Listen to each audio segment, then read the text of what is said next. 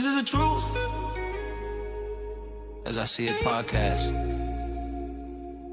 hosted by Mizal. May not be the truth. You like it.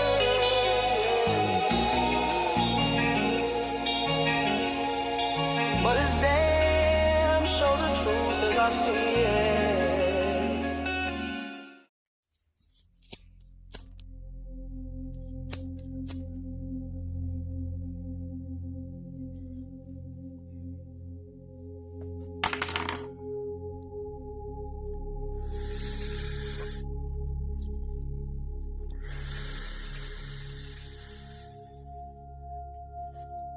Welcome back to the Truth as I See It podcast. And I am your host, Mizal.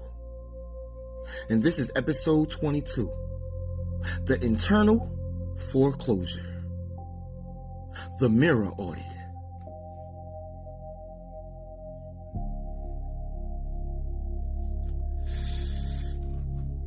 The silent eviction. Now, see, family, I want you to do something for me real quick. Look at the person sitting next to you. Look at the person you argued with in the comments of the last post that got you upset. Look at the brother you crossed the streets to avoid, or the sister you labeled too loud before she even finished her sentence. Have you ever stopped to ask, who told you to feel that way? We have talked a lot about internal real estate on this channel. We have talked about how your mind is the most valuable property you own. But today, we have to perform a forensic audit on the squatters. We have to look at the traumatic guests that have been living in your psyche rent-free for over 400 years. People ask why we hate each other. They say it's black nature. They say we are just inherently prone to conflict. They say we are just evil by nature. The audit says that is a lie. You aren't hating your brother because of his character. You are executing a security script written by a landlord who died 3 centuries ago. You are protecting a managed hierarchy that was designed to keep you from ever realizing that you own the building. See, the devil doesn't just lurk in the shadows. He also lurks in the mirror. The same mirror you wake up to every morning. He's planning the next beef. He's planning the next cancel movement, the next communal foreclosure. And today, we are serving him an eviction, a big eviction notice. Again, this is the Truth as I See It podcast, and I am your host, Mizal, and this is episode 22. The Internal Foreclosure, the Mirror Audit. This may not be the truth that everybody likes, but it's damn sure the truth as I see it. the laboratory of 1676. Let's go back to the laboratory. Let's go back to 1676. Before there was a black and a white as we know it. There were tenants. There were poor English servants. And there were enslaved Africans. And they worked the same dirt. They ate the same scraps. And they suffered under the same elite landlords. Then came Bacon's Rebellion. Imagine the scene. A united front of the oppressed. They didn't see color. They saw a common enemy. They marched on Jamestown and burned the seat of power to the ground. And for a brief moment, management was terrified. They realized that if the bottom of the pyramid stood up, then the top of the pyramid would fall down. So they went back to the lab. In 1705, the Virginia House of Burgesses, didn't just pass laws. They performed an act of social alchemy. They created the white race to give the poor European a subscription to status.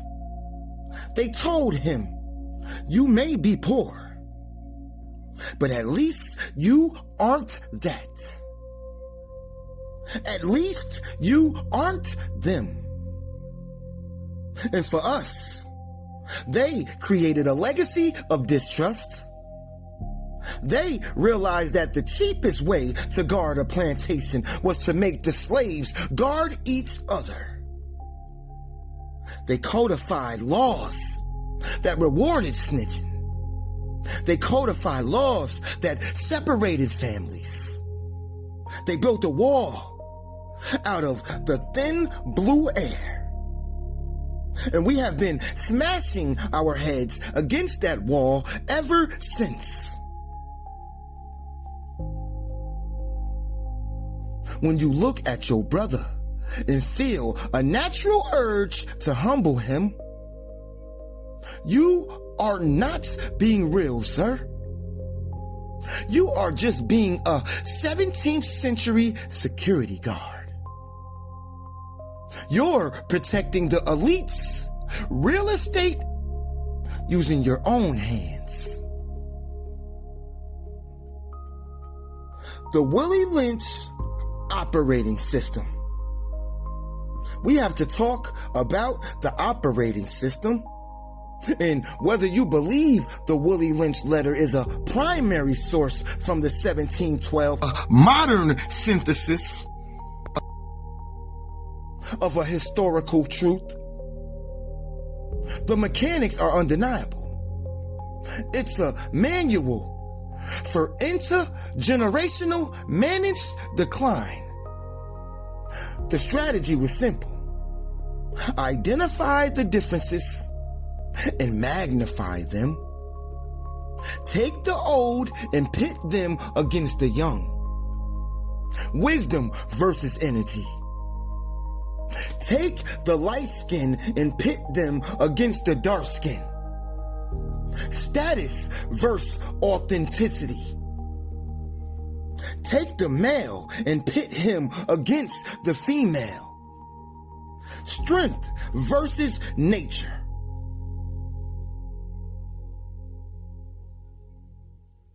If you keep the tenants in a state of constant internal audit, you will never have the time to audit the landlord. Huh? If you keep the tenants in a state of constant internal audit, they will never have the time to audit the landlord. Think about the modern beef. Think about the way the old heads talk about the new generation, as if they weren't the ones who raised them. Think about the way the youth look at the elders as if they are obsolete property. This is not a generational gap. It is a strategic partition. When we fight over who's more black or who is more deserving, we are just running a legacy program. We are executing a script that was designed to ensure that no black leader could ever stand for more than 5 years without being torn down by his own damn people. The devil doesn't need to plan our destruction when we have already subscribed to his demolition plan. Yeah. The melanin market and the aesthetic tax. See, we now have to move into the melanin market. Why is it that in 2026, we are still measuring the value of a person by the shade of his skin? This is what we call the paper bag ledger. Management created a buffer class. They told those with lighter skin or straighter hair that they were closer to the prize, that they were closer to the house jobs, to the loans, to the illusion of safety. This wasn't because they liked them more. It was because they wanted to create an internal police force. They wanted to field to hate the house, and the house to fear the field. They wanted the field to hate the house, and the house to fear the field. And we fell for it. Hook, line, and sinker. We fell for it. We turned our very biology into a fluctuating stock market. We short the dark-skinned brothers because we've been told he's aggressive property. And we short the light-skinned sister because we've been told she's compromised property.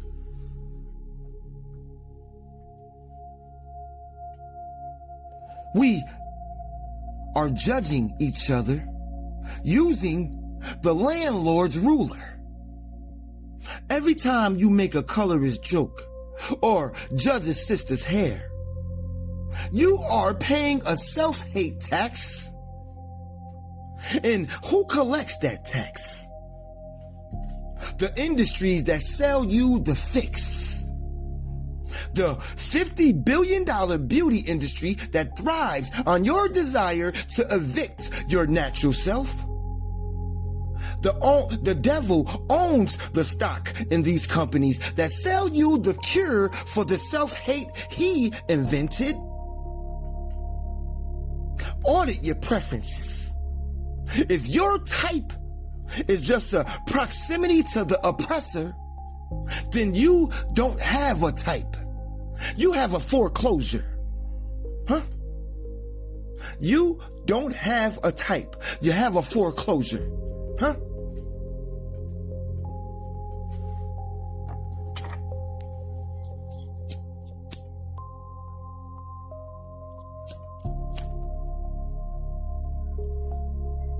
The crab bucket physics. Let's talk about the bucket. Everyone knows the story of the crab in the bucket.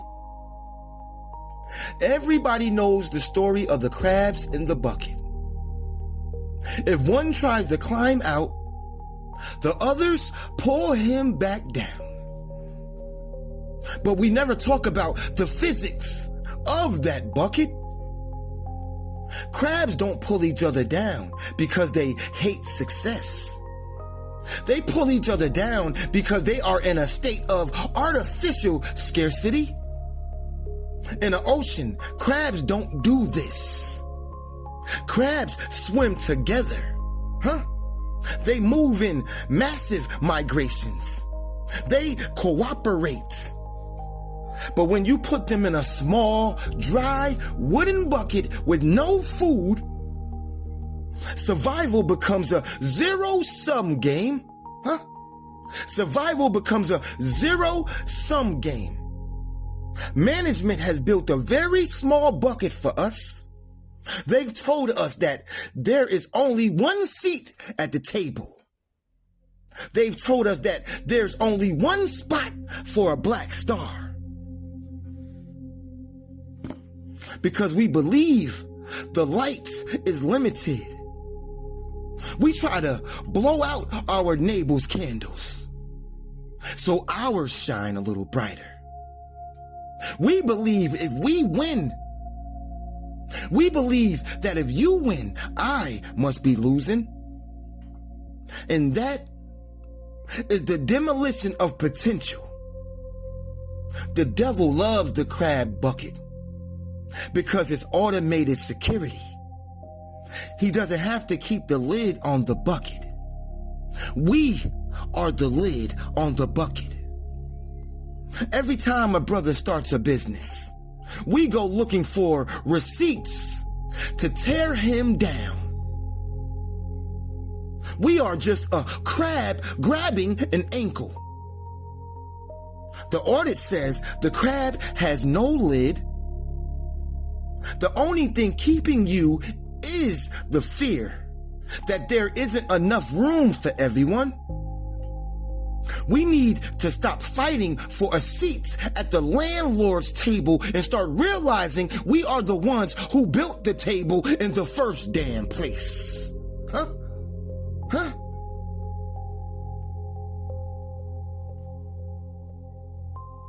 The Digital Colosseum. We have to audit the black box in your pocket. Yeah. You know the black box I'm talking about. In the 1800s, they had a minstrel show. In the 2020s, we have the algorithm. Big tech has realized that internal communal conflict is the most profitable engagement on the planet. Conflict generates 10 times more watch time than cooperation. A video of two brothers building a community center gets 500 views. A video of two brothers beefing on a podcast gets 5 million views. We are performers in a digital coliseum. We are the gladiators, and the management is in the stands, eating popcorn, enjoying the ad revenue. Every time you cancel a brother for a mistake or expose a sister for clout, you are just a content producer for the oppressor. You are providing the entertainment that justifies our own managed decline. The devil is an algorithm.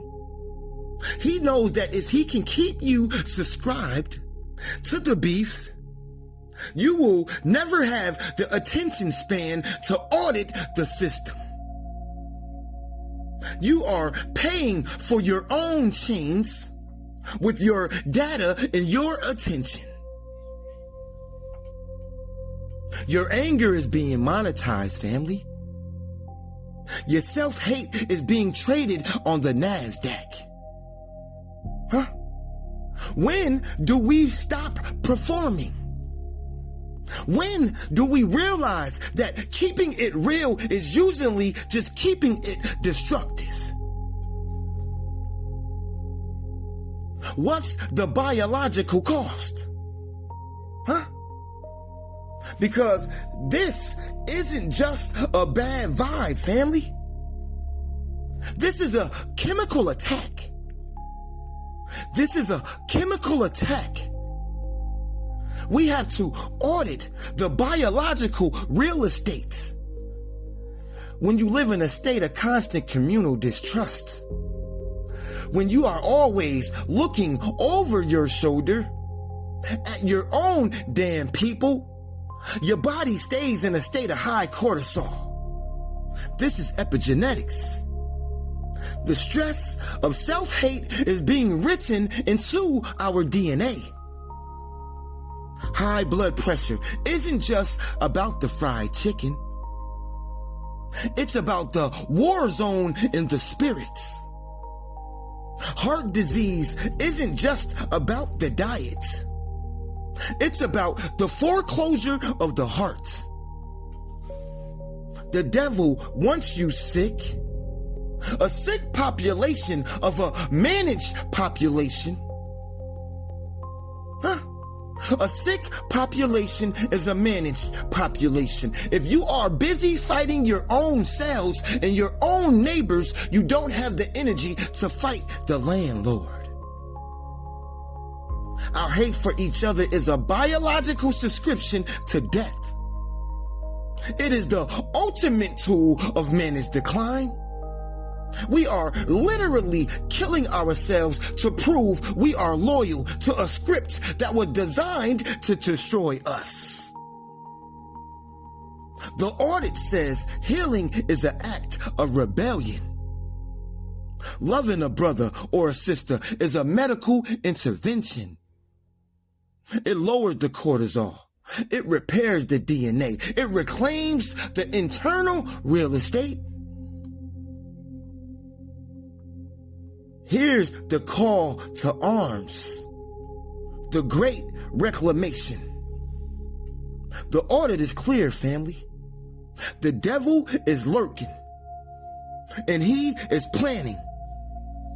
He is waiting for you to close this video and go find someone to hate in the comments. But we are ready. Unity is not a feeling. Unity is tactical sabotage. If the entire system is built on our division, then the most dangerous thing you can do is forgive. Then the most dangerous thing you can do is forgive. The most revolutionary thing you can do is build. We are evicting the traumatic guest today. We are tearing down the walls of 1705, and we are upgrading the 1712 operating system to sovereign thought. Stop looking for the devil in the streets and start looking for the king he is trying to hide from in the mirror. Stop looking for the devil in the street and start looking for the king he is trying to hide you from in the mirror, family. We are moving from tenants to owners. We are moving from conflict to cooperation. We are moving from managed decline to exponential growth. The road to 5K is not just about a number on a damn screen. It's about the number of souls we reclaim from the devil's ledger. The lurker is planning and plotting, family. But the architects are here. Are you an architect or are you a lurker? Are you an architect or are you a lurker? This is the audit. This is your life. Reclaim your real estate, family.